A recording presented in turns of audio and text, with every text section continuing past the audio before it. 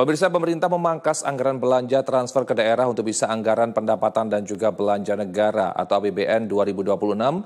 Tahun depan anggaran transfer ke daerah bakal dipangkas hampir 200 triliun.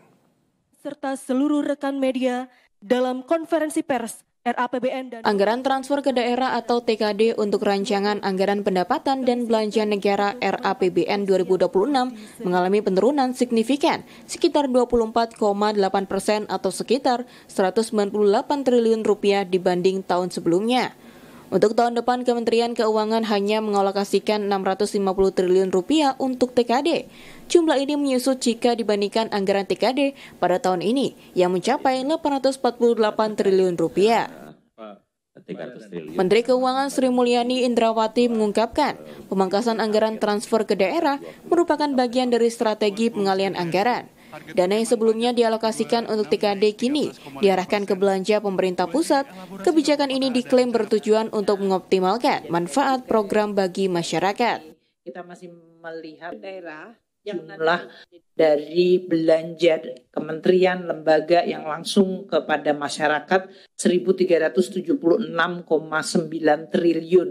Jadi kalau TKDD tadi mungkin mengalami penurunan, kenaikan dari belanja pemerintah pusat di daerah itu naiknya jauh-jauh lebih besar.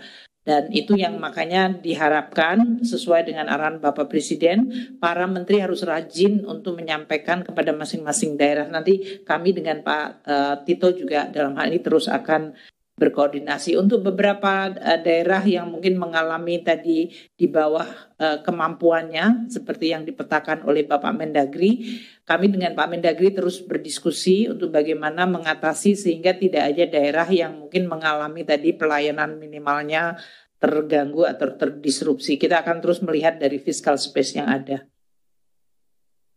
Pemerintah menargetkan pendapatan negara tahun depan mencapai 3.147 triliun rupiah.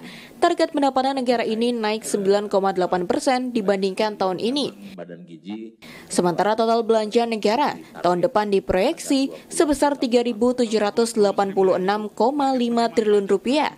Pemerintah menargetkan defisit anggaran sebesar 638,8 triliun atau 2,48% dari produk domestik bruto atau PDB. Yang nanti harus menjadi sinergi